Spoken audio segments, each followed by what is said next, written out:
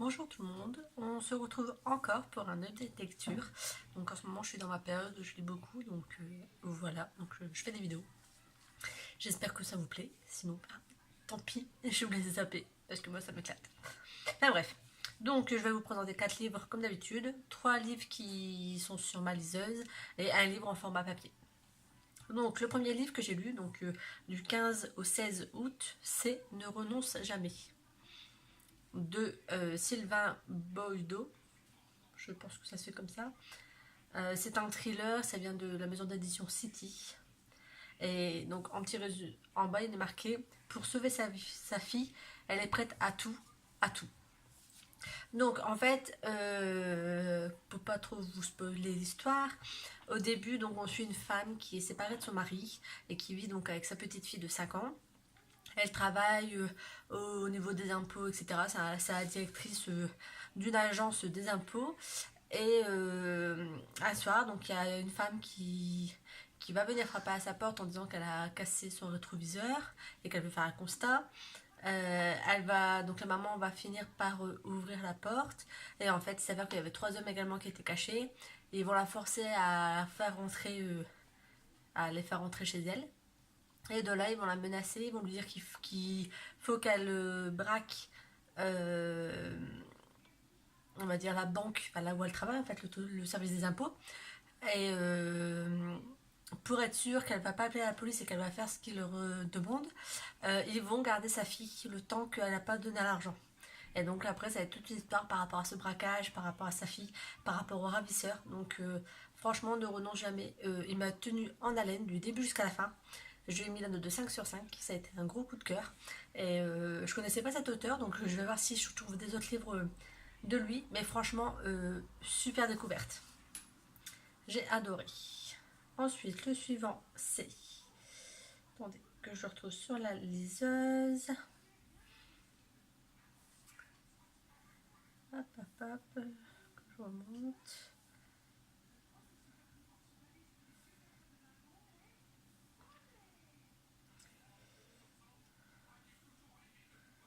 Hop.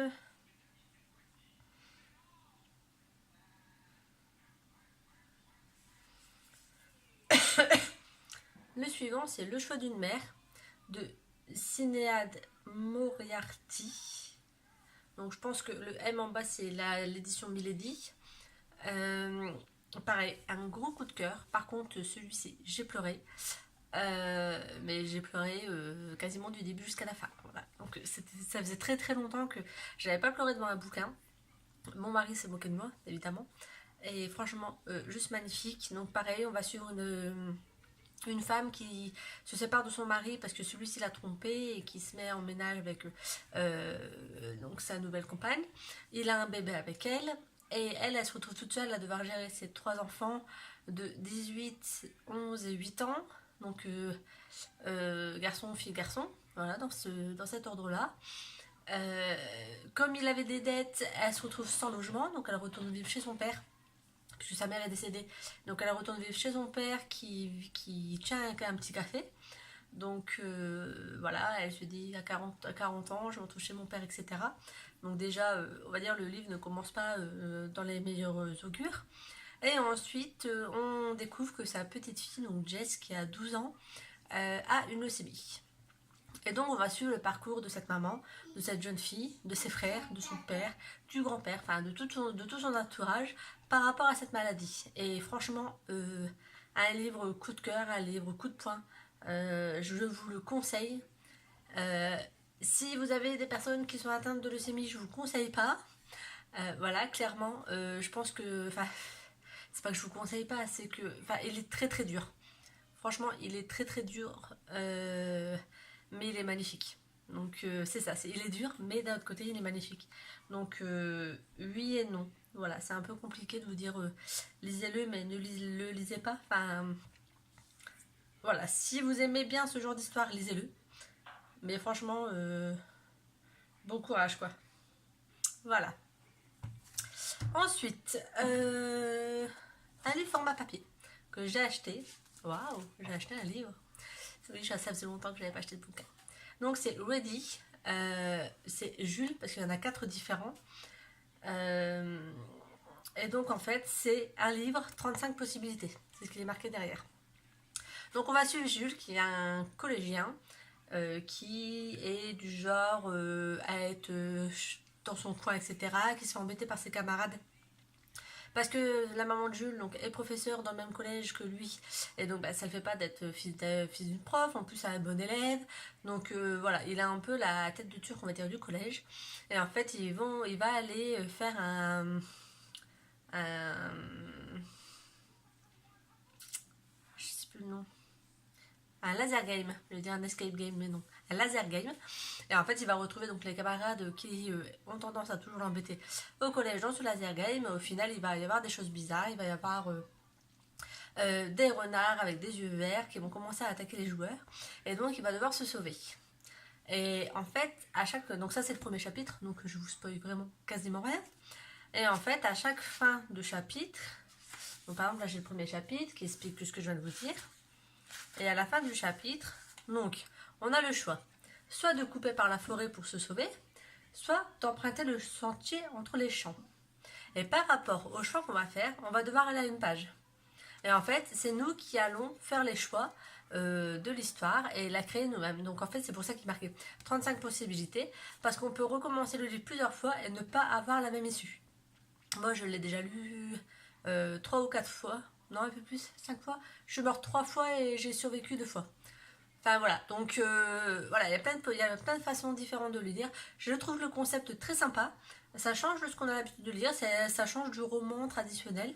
Donc voilà, franchement, puis pour les jeunes, etc., qui n'aiment pas spécialement lire, là, le fait d'être acteur de sa lecture, je pense que ça peut être un bon intermédiaire à la lecture de romans. Donc je le conseille également. Et le dernier livre que j'ai lu, donc que j'ai terminé hier, donc là par contre la couverture est toute petite, c'est Obsidian Lux 1, donc Lux-1, de Jennifer L. Armentrout.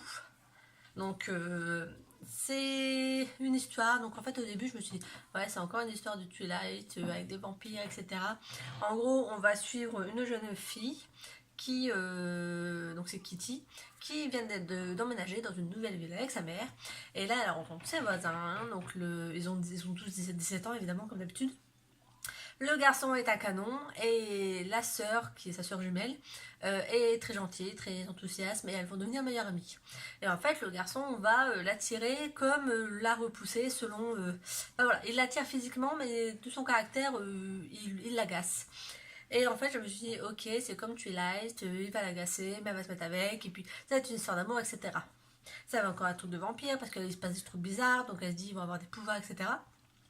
Donc ça change, c'est pas tout à fait un truc de vampire, c'est plutôt des extraterrestres. Donc c'est sympa. Je vais certainement lire la suite par curiosité, mais voilà, enfin ça change pas de fou de ce qu'on a l'habitude de lire en mode histoire d'amour, d'adolescent avec des pouvoirs d'un côté, un clan rival, voilà. Donc c'est sympa, ça casse pas trois pattes à un canard. Je vais quand même mis la note de 4 sur 5 parce que j'ai pas une bonne lecture, c'est rapide à lire. Je l'ai commencé le 21, je l'ai fini le 22. Donc voilà, c'est rapide à lire, donc je vais pas lui mettre une mauvaise note. Le concept est pas mal, mais voilà, je pense que c'est un peu du déjà vu. Donc maintenant, à voir le tome 2, comment ils vont aborder la suite au niveau des pouvoirs, au niveau des conflits. Donc je pense que je vais le lire quand même, il y a 2 ou 3 tomes je crois. Donc je vais lire le tome 2 déjà, voir si ça m'intéresse de connaître la suite ou pas. Voilà, donc c'était mon petit update lecture de ces 10 derniers jours, on va dire. Et j'espère que ça vous a plu. Si vous lisez des livres que je vous ai dit, vous n'hésitez pas à me le dire en commentaire. Et je vous dis à très bientôt pour une autre vidéo. Bye bye!